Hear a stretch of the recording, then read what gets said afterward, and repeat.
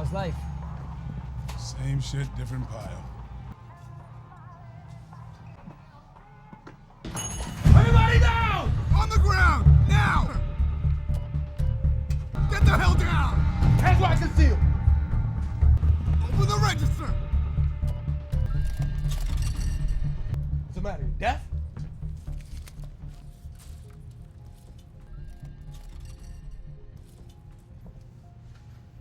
Hey, I said get down. You know if you shoot me in the stomach, my chances of surviving go up, right?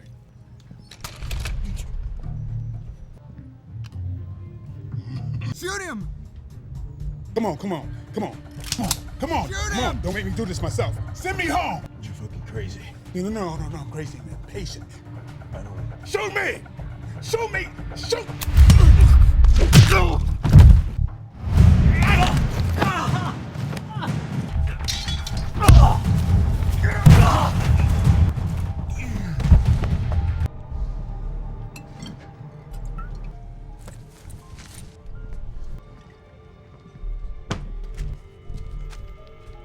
Keep the change. The film begins with John Falcon Chapman, a former Marine, seated in front of shot glasses with bullets in them. He yells out the names of his fallen companions before coming to a stop on a shot glass containing 2 bullets. He pours his whiskey into the glass and swallows it, then reveals a revolver nearby. He loads the 2 bullets into the chamber and raises his salute, intending to commit suicide. But the gun fails. He bitterly tells himself that this is not his week to die.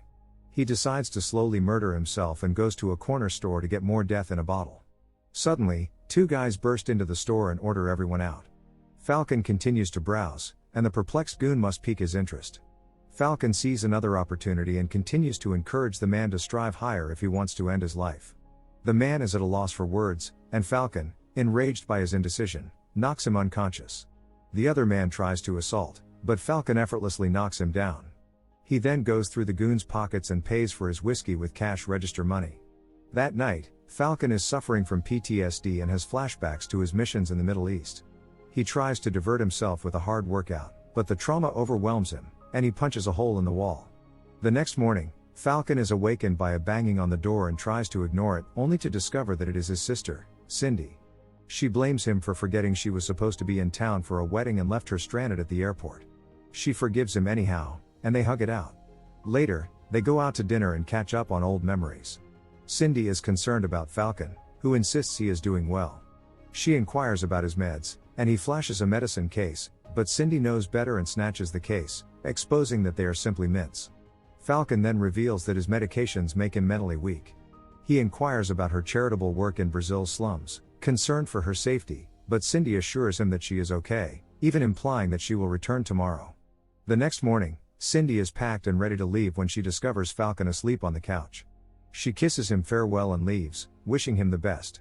In Brazil, we meet 2 officers prepared to go on patrol through the market when a young girl alerts them to an event. The 2 officers proceed to the coastline, where a mob has gathered around Cindy's bruised and bloodied body, which turns out to be alive. Some criminals stand nearby, staring coldly. Rio Detective Santo and Carlo pay Vice Consul Ridley a visit at the United States Consulate in Rio. Santo shows Ridley Cindy's file, and he quickly recognizes her.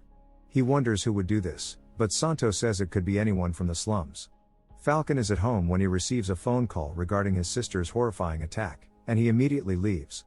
Back in Rio, the 2 officers are distributing sodas to a crowd in the street. When they hear gunshots in the distance, they run towards them. Meanwhile, Santo and Carlo, along with their team, catch the suspects and discover a crate containing weapons. The 2 cops arrive late, and Santo recognizes Katerina, a female officer. He chastises her for attempting to undertake social work while crime runs rampant in her territory. He warns her that due to Cindy's attack, he will take control when a rock is thrown, resulting in a standoff with criminals and cops with firearms everywhere. Realizing he is outgunned, Santo suggests a street fight between his best fighter and theirs. If the gangsters prevail, Santo swears to return their guns and never return. The gangsters agree, and Carlo proves to be Santo's greatest fighter, boldly encouraging the other opponent to go forward. The man attacks, but Carlo appears to be playing with him. He tries again, but this time Carlo proceeds to knock him down before ending him with a lethal kick to the head. Santo offers to remain a regular visitor to their neighborhood until they figure out who killed Cindy. He goes after encouraging Katerina to remember which side she is on. Falcon lands in Brazil and meets Ridley, who happens to be a former Marine who served alongside Falcon. Falcon wastes no time and goes straight to see his sister. He is taken aback when he sees Cindy, who is unrecognizable due to her injuries and is barely alive. Santo stops by and introduces himself, offering to find her assailants. He suspects a heist and says they're looking into known crooks. John refuses to rest and begs to be transported to where Cindy was discovered. Santo drives Falcon through the favelas before taking him to meet Katerina. There is an explosion, and Falcon gets her gun and prepares to take action, but it turns out to be a car backfiring. Gangsters gather around him, preparing to fire, but Santo encourages them to calm down. Santo then leaves Falcon with Katerina, who brings him to the location where Cindy was discovered. He realizes the place is open and gangsters are hanging out nearby, which makes him wonder why Katerina has no witnesses. She tells him it's tricky and shows him a hospital that the dealers truly pay for and how they care for the inhabitants, explaining why no one speaks. Falcon returns to the hospital to witness an Asian nurse provide Cindy's medications before departing. Cindy experiences convulsions shortly after settling in. Falcon flees the room and demands that the personnel attend to her, only to discover that no Asian nurse was assigned to her room. Later, Ridley and Santo stop over to ask Falcon if he truly saw an Asian nurse, but he persists. He then insists that Cindy's room be protected at all times, which they agree to. The next day, Falcon returns to the crime scene and sees the same group of gangsters nearby. One of them begins walking, and Falcon pursues him, shouting for him to halt. Excuse me. Excuse me. Excuse me. Where'd you get that necklace? Where did you get the necklace?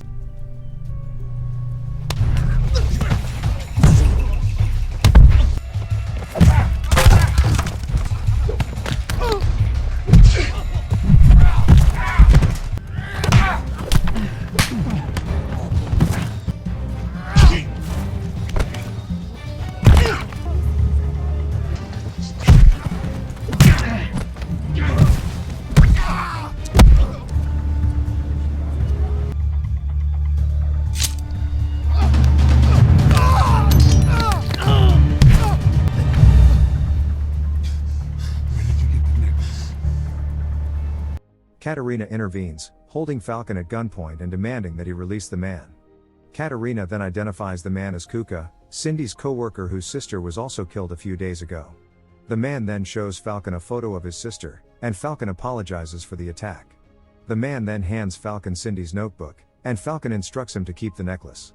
Katerina then informs Falcon about a recent rash of missing children in the favelas, and Cindy's attack may be tied to them. A woman watches the two drive away and makes a phone call. That night, Falcon is sitting alone in a bar, drinking, and receives the check. He has an idea and uses the carbon paper to expose the impression of a shredded page from Cindy's notebook, revealing her final appointment. When he contacts the number, a man named Bruno answers and requests to meet. The man appears concerned, but provides Falcon a location to meet him in daylight. Falcon encounters Bruno the next day, who was Cindy's photographer and has been hiding since hearing about her assault. Bruno informs Falcon that Cindy was investigating the disappearance of the young girls in the favela. She had scheduled a meeting with someone who may reveal the conspiracy, and she had Bruno hide and take photos of the meeting, which he handed Cindy prior to her attack. He refuses to give Falcon the copies, claiming that they are his insurance, unwittingly implying that the images are in his top pocket. Before leaving, Falcon pretends to hug him and thank him for being Cindy's friend before stealing a flash drive from him. Bruno is killed when his automobile explodes as he gets in. Nearby, John finds the same nurse from Cindy's room and pursues her, but she escapes into a waiting car. Suddenly, a mobster van pulls up and shoots Falcon. He takes the gun of a dead guard and returns fire, hitting two men and drives them away.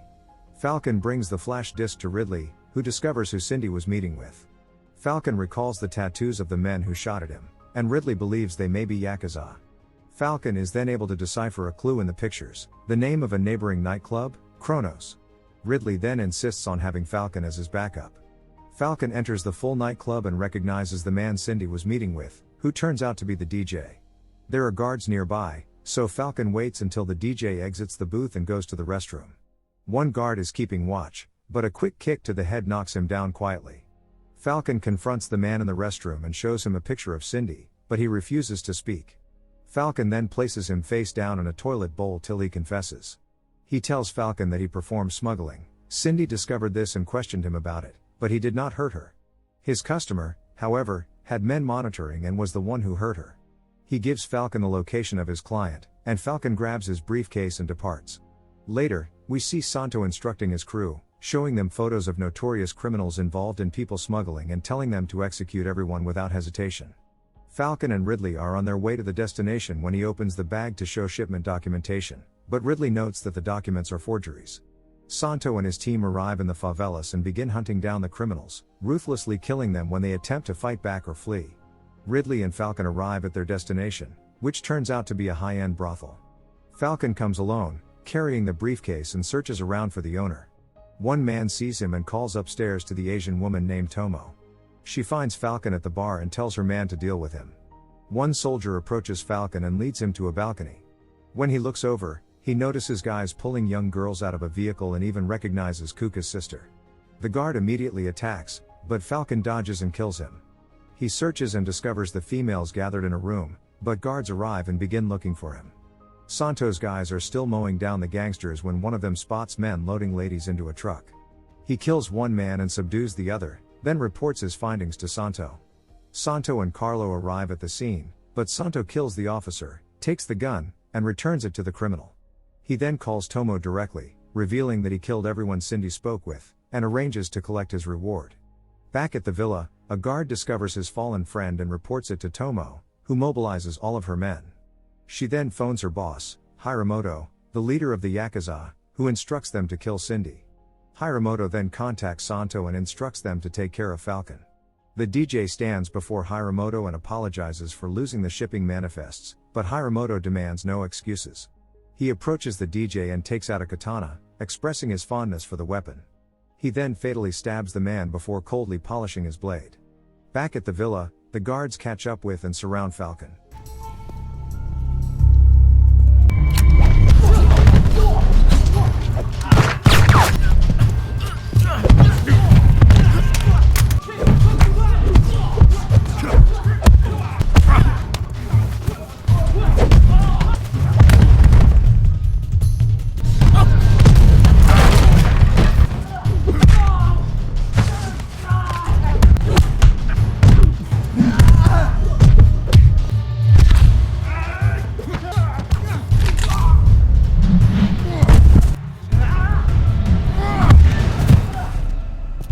Santo and Carlo approach and hold him at gunpoint, but Katerina also appears.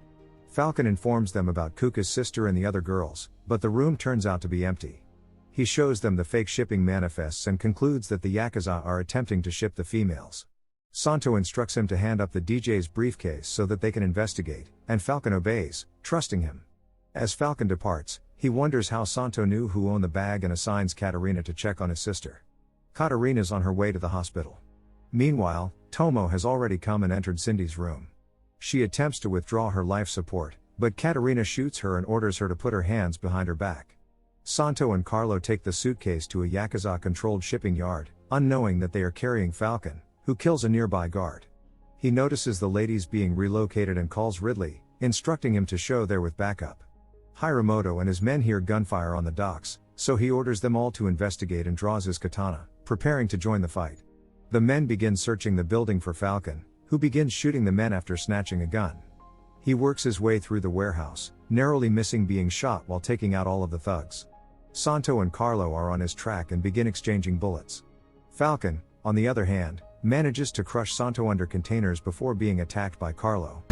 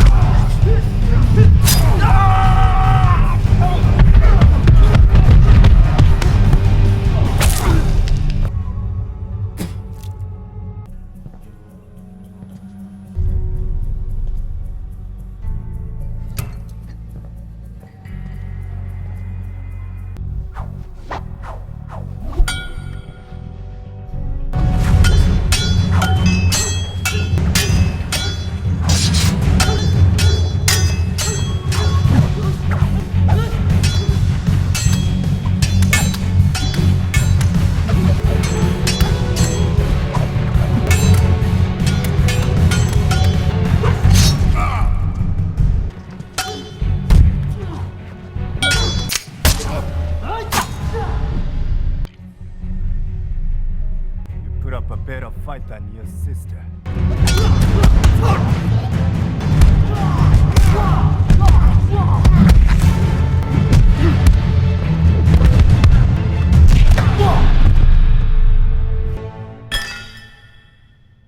Falcon then grabs a gun and stands over Santo, who is dying.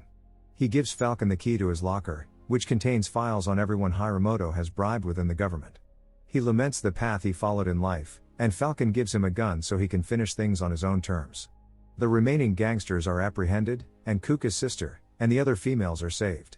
A week later, when Cindy awakens, Falcon is sitting by her bedside, and she looks at him before falling back asleep. The doctor informs him about her injuries and that she may not be able to function normally for many years. Falcon subsequently sees Ridley, who applauds him for bringing down the smuggling network. Ridley then offers Falcon a job with the government as a method to acquire better care for Cindy, which he accepts and begins his first assignment. Thanks for watching. If you are new, don't forget to subscribe for more of these recaps. Until next time, have a nice day.